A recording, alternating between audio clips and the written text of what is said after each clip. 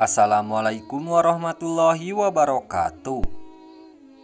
Selamat datang kembali di channel Aksara Islam. Sahabat beriman, setiap muslim pastinya ingin mendapatkan posisi yang terbaik di hadapan Allah Subhanahu wa Ta'ala. Mereka selalu berusaha melakukan perbuatan kebaikan sesuai perintah Allah dan menjauhi segala perkara yang dilarang olehnya. Maka tak jarang mereka mengerjakan sesuatu yang wajib maupun sunnah demi menyempurnakan amal ibadahnya. Salah satu perintah Allah yaitu dengan mengerjakan sholat. Perintah sholat yang diwajibkan adalah sholat fardu 5 waktu sehari semalam. Sedangkan sholat sunnah tidak wajib dilakukan. Tetapi bila dikerjakan mendapat kemuliaan dan pahala yang terdapat di dalamnya. Sholat sunnah yang dianjurkan untuk dilakukan adalah sholat tahajud di sepertiga malam. Sholat tahajud adalah sholat sunnah muakkad yang dikerjakan di sepertiga malam setelah bangun dari tidur. Sholat sunnah yang satu ini memang sedikit sulit dikerjakan oleh sebagian orang, tapi kalau sering dikerjakan akan menjadi suatu kebiasaan rutinitas dan pastinya akan mendapatkan manfaat besar bagi yang mengerjakannya.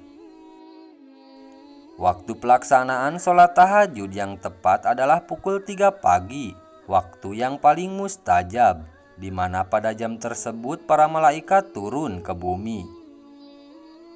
Sholat tahajud dikerjakan paling sedikit 2 rakaat dan paling banyak tidak dibatasi, kemudian diakhiri sholat witir sebagai penutup. Seseorang yang gemar mengerjakan sholat tahajud akan membawa pada ketenangan dan kedamaian hati, sehingga orang tersebut akan mudah mengendalikan emosinya. Berikut ini ada 14 keutamaan sholat tahajud yang termaktub di dalam Al-Quran dan hadis. 1. Penghapus berbagai kesalahan dan pencegah dari perbuatan dosa. Ini sebagaimana sabda Rasulullah Shallallahu Alaihi Wasallam, hendaklah kalian sholat malam, karena sholat malam adalah kebiasaan yang dikerjakan orang-orang soleh sebelum kalian. Ia adalah ibadah yang mendekatkan diri kepada Rob kalian, penghapus berbagai kesalahan dan pencegah perbuatan dosa. Hadis riwayat Tirmizi. 2. Sholatnya para abrar, orang-orang yang banyak berbuat kebaikan. Nabi Shallallahu Alaihi Wasallam jika mendoakan salah seorang di antara sahabat beliau berkata, semoga Allah menjadikan atas kamu sholatnya orang-orang yang banyak berbakti. Mereka sholat di malam hari dan berpuasa di siang hari. Mereka tidak mempunyai dosa dan tidak pula melakukan kejahatan. 3. Sholat yang disaksikan mahsyudah. Rasulullah Shallallahu Alaihi Wasallam bersabda, sesungguhnya dekat-dekatnya Allah kepada seorang hamba adalah di tengah malam. Maka jika kamu mampu tergolong orang-orang yang mengingat Allah pada saat itu, jadilah. Hadis riwayat Ibnu Huzaimah. Dari Amr bin Abbasah radhiyallahu anhu berkata, aku berkata, wahai Rasulullah, bagian dari malam manakah yang paling didengar oleh Allah? Beliau bersabda, pertengahan malam yang terakhir, maka sholatlah sesukamu, karena sholat tersebut disaksikan dan dicatat hingga kamu sholat subuh. Hadis riwayat Abu Daud. Hadis dari Ali bin Abi Thalib radhiyallahu anhu, Rasulullah Shallallahu Alaihi Wasallam bersabda, sesungguhnya seorang hamba bila bersiwak, lalu berdiri mengerjakan sholat, maka berdirilah seorang malaikat di belakangnya, lalu mendengarkan bacaannya dengan seksama, kemudian dia mendekatinya atau beliau mengucapkan kalimat seperti itu, hingga malaikat itu meletakkan mulutnya di atas mulutmu, maka tidaklah keluar dari mulutnya bacaan Al-Quran itu melainkan langsung ke perut malaikat. Oleh sebab itu, bersihkanlah mulut-mulut kalian untuk membaca Al-Quran. 4. Salah satu amalan yang menyebabkan pelakunya masuk surga. Ini berdasarkan sabda Nabi Muhammad SAW. Wahai manusia, sebarkanlah salam, berilah makan, dan sholatlah di malam hari ketika manusia sedang tidur lelap. Niscaya kamu masuk surga dengan penuh kedamaian. Hadis riwayat Ibnu Majah. 5. Akan terlepas dari ikatan setan. Dari Abu Hurairah, Rasulullah SAW bersabda, setan mengikat 3 ikatan pada bagian belakang kepala salah seorang di antara kamu ketika tidur. Dia mengencangkan setiap ikatan itu seraya berkata, malam yang panjang bagimu, maka tidurlah. Jika ia bangun lalu mengingat Allah, terlepaslah 1 ikatan. Jika ia berwudu, maka terbukalah 1 ikatan lagi. Dan jika ia sholat, terbukalah 1 ikatan lagi. Lalu ia menjadi semangat lagi, ceria, dan jika tidak, jiwanya menjadi jelek lagi, malas. Hadis riwayat Bukhari. 6. Mendapat rahmat dan kasih sayang Allah Subhanahu wa Ta'ala. Ini berdasarkan hadis Rasulullah SAW. Allah merahmati seorang suami yang bangun di malam hari lalu dia sholat dan membangunkan istrinya. Jika sang istri enggan, ia percikan air ke wajahnya. Dan Allah merahmati seorang istri yang bangun di malam hari lalu dia sholat dan membangunkan suaminya. Jika suaminya enggan, dia percikan air pada wajahnya. Hadis riwayat Abu Daud. Hadis ini sebagai anjuran untuk membangunkan istri atau keluarga agar mengerjakan sholat malam tahajud. 7. Memperoleh cinta Allah Subhanahu wa Ta'ala. Dari Abu Darda radhiyallahu an, Nabi Muhammad SAW bersabda, 3 golongan yang Allah mencintai dan tertawa kepada mereka serta memberi mereka berita gembira. Orang yang manakala ada sekelompok pasukan terbuka peluang perang, dia berperang di belakang barisan pasukan itu dengan dirinya karena Allah Subhanahu wa Ta'ala, di antara satu dari 2 pilihan, terbunuh atau dimenangkan oleh Allah Subhanahu wa Ta'ala dan dicukupinya. Maka dia berkata, lihatlah kepada hambaku ini, bagaimana ia bersabar dengan dirinya karena aku, orang yang mempunyai istri yang cantik dan kasur yang lembut lagi bagus. Lalu dia bangun sholat di malam hari. Maka Allah berkata, dia meninggalkan syahwatnya dan mengingat aku. Sekiranya dia mau tentunya dia tidur. Dan orang yang mana bila dia berada dalam perjalanan bersama para musafir yang bergadang lalu tidur, maka dia bangun sholat di akhir malam, baik dalam kondisi tidak senang atau senang. Hadis riwayat Tabrani. 8. Masuk dalam golongan orang-orang yang banyak berzikir mengingat Allah Subhanahu wa Ta'ala.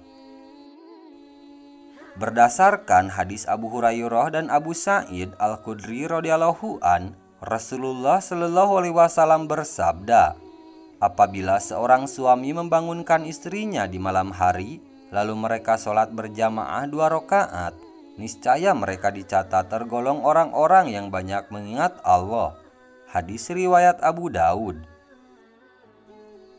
Sedangkan orang yang banyak berzikir mengingat Allah akan memperoleh ampunan dan pahala yang besar di sisinya.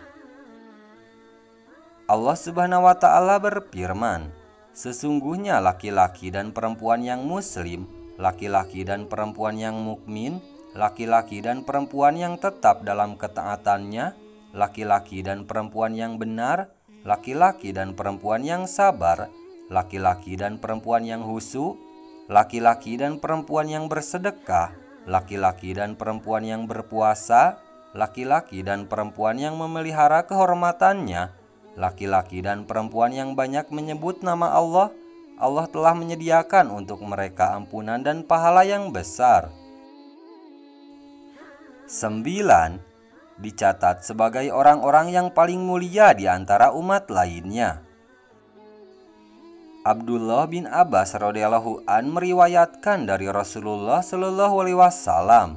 Beliau bersabda, "Orang-orang yang paling mulia dari umatku adalah para pembawa Al-Quran dan orang-orang yang senantiasa sholat di malam hari." Hadis riwayat Ibnu Abi Dunya dan Al-Baihaqi.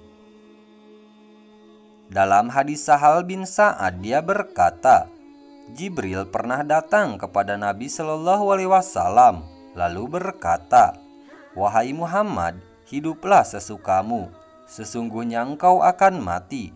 Berbuatlah sekehendakmu, sesungguhnya engkau akan dibalas dengannya, dan cintailah siapa saja yang engkau sukai, sesungguhnya engkau akan berpisah dengannya. Ketahuilah bahwa kemuliaan seorang mukmin adalah dengan sholat malam, dan kehormatan, keperkasaan manakala tidak tergantung kepada manusia." Hadis riwayat Tabrani.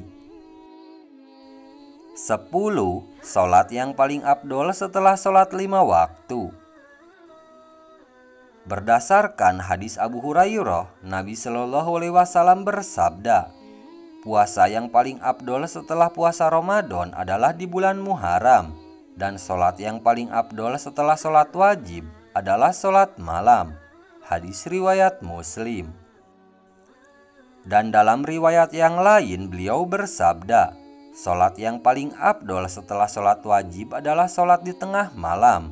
Hadis riwayat Muslim. 11. Memiliki surga yang khusus untuk mereka. Dari Abdullah bin Umar dari Nabi Muhammad SAW bersabda, "Sesungguhnya di surga ada sebuah ruangan yang mana bagian luarnya dapat dilihat dari dalamnya dan bagian dalamnya dapat dilihat dari luarnya. Allah menyiapkannya untuk orang yang memberikan makan, melembutkan tutur kata, senantiasa mengikuti sholat dan sholat di malam hari, ketika manusia sedang tidur lelap." Hadis riwayat Tabrani. Dalam riwayat lain, Nabi Muhammad SAW juga bersabda, "Sesungguhnya di surga itu ada sebuah ruangan yang mana bagian luarnya dapat dilihat dari dalamnya, dan bagian dalamnya dapat dilihat dari luarnya." Maka Abu Malik al-Asy'ari bertanya, "Untuk siapakah ruangan itu, wahai Rasulullah?" Beliau bersabda, "Untuk orang yang baik pembicaraannya, yang memberikan makan dan sholat di malam hari ketika manusia sedang tidur." Hadis riwayat Tabrani. 12. Doanya akan dikabulkan. Berdasarkan hadis Jabir bin Abdullah radhiyallahu an, beliau berkata, "Aku mendengar Nabi Muhammad SAW bersabda, sesungguhnya pada malam hari ada 2 saat. Tidaklah seorang muslim memohon kepada Allah kebaikan dari urusan dunia dan akhirat bertepatan dengan saat tersebut, melainkan dia memberikan permohonan dan hal tersebut pada setiap malam." Hadis riwayat Muslim. 13. Diberikan apa yang diharapkan dan diamankan dari apa yang ditakutinya. Abdullah bin Mas'ud berkata, "Sesungguhnya Allah tertawa kepada 2 orang, seorang yang bangun meninggalkan kasur dan selimutnya di malam yang dingin, lalu ia berwudu, kemudian ia sholat. Maka Allah Subhanahu wa Ta'ala berkata kepada para malaikatnya, 'Apa yang mendorong hambaku ini berbuat demikian?' Mereka menuturkan, 'Karena mengharapkan apa yang ada di sisimu dan takut dari apa yang ada di sisimu.' Maka Allah pun berkata, 'Sesungguhnya aku telah memberikan apa yang diharapkannya dan mengamankannya dari apa yang ditakutinya.' Hadis riwayat At-Tabrani. 14. Dicatat baginya pahala sholat malam. Dari Abu Darda radhiyallahu an berkata, Nabi Muhammad SAW bersabda, "Barang siapa mendatangi kasurnya dengan niat akan bangun untuk sholat di tengah malam, kemudian dia tertidur hingga pagi hari, niscaya dicatat baginya niatnya dan tidurnya sebagai sedekah dari robnya." Hadis riwayat Nasa'i, Ibnu Majah, dan Ibnu Huzaimah. Nah itu dia sahabat beriman, 14 keutamaan sholat tahajud yang luar biasa. Sekian dulu video dari kami. Jangan lupa dukung channel Aksara Islam dengan klik tombol subscribe. Assalamualaikum warahmatullahi wabarakatuh.